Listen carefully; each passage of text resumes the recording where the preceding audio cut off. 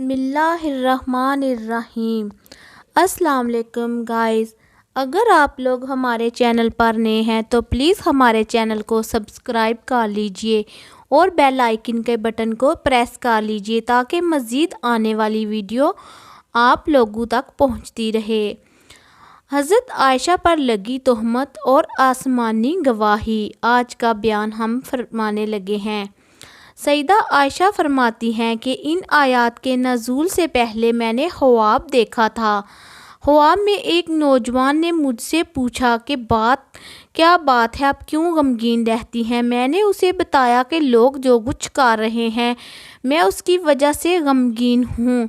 مجھ پر تہمت لگا رہے ہیں کہ میں نے کوئی گناہ کیا ہے، تو اللہ تعالیٰ نے آسمانی گواہی میرے لیے دی ہے، وحی نازل ہوئی ہے آپ صلی اللہ علیہ وآلہ وسلم پر۔ تب اس نوجوان نے کہا، آپ ان الفاظ میں دعا کریں۔ ترجمہ: اے نعمتوں کی تکمیل کرنے والے اور آئے غموں کو دور کرنے والے، پریشانیوں کو دور کرنے والے، مصیبتوں کے اندھیرے سے نکالنے والے، فیصلوں میں سب سے زیادہ انصاف کرنے والے اور ظالم سے بدلہ لینے والے، اور اے اول اور اے آخر میری اس پریشانی کو دور فرما دے اور میرے لیے گلو خلاصی کی کوئی راہ نکال دے۔ دعا سن کر میں نے کہا، بہت اچھا۔ اس کے بعد میری آنکھ کھل گئی، میں ان الفاظ میں دعا کی۔ اس کے بعد میرے لیے برات کے دروازے کھول دیے گئے۔ الزام لگانے والوں میں مستہ بھی تھے۔ حضرت ابوبکر صدیق ان کی خبر گیری کرتے تھے، انہوں نے ہی ان کی پرورش کی تھی، لیکن یہ بھی الزام لگانے والوں میں شامل ہو گئے۔ جب اللہ تعالیٰ نے سیدہ عائشہ کو بری فرما دیا تو حضرت ابوبکر صدیق نے مستہ کو اپنے گھر سے نکال دیا اور ان سے کہا، اللہ کی قسم، آئندہ میں کبھی بھی تم پر اپنا مال خرچ نہیں کروں گا، نہ تمہارے ساتھ کبھی محبت اور شفقت کا برتاؤ کروں گا۔ اس پر اللہ تعالیٰ نے سورۃ نور کی یہ آیت نازل فرمائی۔ ترجمہ: اور جو لوگ تم میں دینی بزرگی اور دنیاوی وسعت والے ہیں، وہ قرابت داروں کو اور مسکینوں کو اور اللہ تعالیٰ کی راہ میں ہجرت کرنے والوں کو نہ دینے کی قسم نہ کھا بیٹھیں، بلکہ چاہے کہ معاف کر دیں اور درگزر کریں۔ کیا تم یہ بات نہیں چاہتے کہ اللہ تعالیٰ تمہارے قصور معاف کر دے؟ بے شک اللہ تعالیٰ غفور و رحیم ہے۔ اس آیت کے نزول پر حضور نبی کریم صلی اللہ علیہ وآلہ وسلم نے حضرت ابوبکر سے فرمایا، کیا تم اس بات کو پسند نہیں کرتے کہ اللہ تمہاری مغفرت کر دے؟ حضرت ابوبکر صدیق نے عرض کیا، اللہ کی قسم، میں یقیناً چاہتا ہوں کہ میری مغفرت ہو جائے۔ پھر وہ مستہ کے پاس گئے، ان کا جو وظیفہ بند کر دیا تھا اس کو پھر سے جاری کر دیا، نہ صرف جاری کر دیا بلکہ 2 گنا زیادہ کر دیا، اور کہا، آئندہ میں کبھی مستہ کا خرچہ بند نہیں کروں گا۔ انہوں نے اپنی قسم کا کفارہ بھی ادا کیا۔ اسی غزوہ میں سیدہ عائشہ کا ہار 2 مرتبہ گم ہوا تھا۔ پہلی بار جب ہار گم ہوا تو اس کی تلاش کے سلسلے میں سب لوگ رکے رہے۔ اسی دوران صبح کی نماز کا وقت ہو گیا۔ اس وقت مسلمان کسی چشمے کے قریب نہیں تھے، اس لیے پانی کی تنگی تھی۔ جب لوگوں کو تکلیف ہوئی تو حضرت ابوبکر صدیق نے حضرت عائشہ صدیقہ کو ڈانٹا۔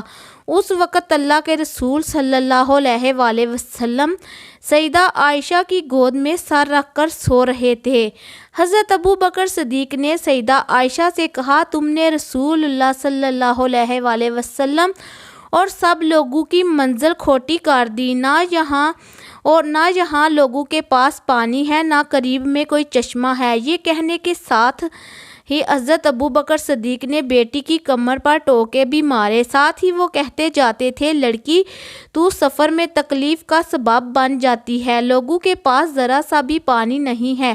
حضرت عائشہ فرماتی ہے کہ اس موقع پر میں اپنے جسم کو حرکت سے روکے رہی، کیونکہ حضور اکرم صلی اللہ علیہ وآلہ وسلم میری ران پر سر رکھے سو رہے تھے۔ جب آپ صلی اللہ علیہ وآلہ وسلم سوئے ہوتے تھے تو کوئی شخص آپ صلی اللہ علیہ وآلہ وسلم کو بیدار نہیں کرتا تھا۔ آپ صلی اللہ علیہ وآلہ وسلم خود ہی بیدار ہوتے تھے کیونکہ کوئی نہیں جانتا تھا کہ اس نیند میں آپ صلی اللہ علیہ وآلہ وسلم کے ساتھ کیا ہو رہا ہے۔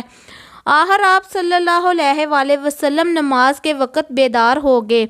آپ صلی اللہ علیہ وآلہ وسلم نے وضو کے لیے پانی طلب فرمایا تو بتایا گیا کہ پانی نہیں ہے۔ اس وقت اللہ تعالیٰ نے تیمم کی آیت نازل فرمائی۔ اس پر سیدنا ابو بکر صدیق نے فرمایا، بیٹی جیسا کہ تم خود بھی جانتی ہو تم واقعی مبارک ہو۔ آپ صلی اللہ علیہ وآلہ وسلم نے بھی ارشاد فرمایا، عائشہ تمہارا ہار کس قدر مبارک ہے۔ حضرت اسید بن حضیر نے کہا، اے آل ابی بکر، یہ تمہاری پہلی برکت نہیں، اللہ آپ کو جزائے خیر عطا فرمائے۔ آپ کے ساتھ اگر کوئی ناخوشگوار واقعہ پیش آتا ہے تو اس میں بھی اللہ تعالیٰ مسلمانوں کے لیے خیر فرما دیتے ہیں۔ حضرت عائشہ فرماتی ہے، ہار کی تلاش کے سلسلے میں ہم نے اس اونٹ کو اٹھایا جس پر میں سوار تھی تو ہمیں اس کے نیچے سے ہار مل گیا۔ مطلب یہ واقعہ اس واقعے کی وجہ سے مسلمانوں کو تیمم کی سہولت عطا ہوئی۔ اس سے پہلے مسلمانوں کو تیمم کے بارے میں معلوم نہیں تھا۔ اس واقعہ کے بعد جب آگے سفر ہوا تو منافقین کی سازش کا وہ واقعہ پیش آیا جو آپ نے پیچھے پڑھا۔ ویڈیو اچھی لگی ہو تو ویڈیو کو لائک اور چینل کو سبسکرائب کر لیجئے اور کمنٹ باکس میں آ کر اپنی رائے کا اظہار کیجئے۔ اللہ حافظ، شکریہ۔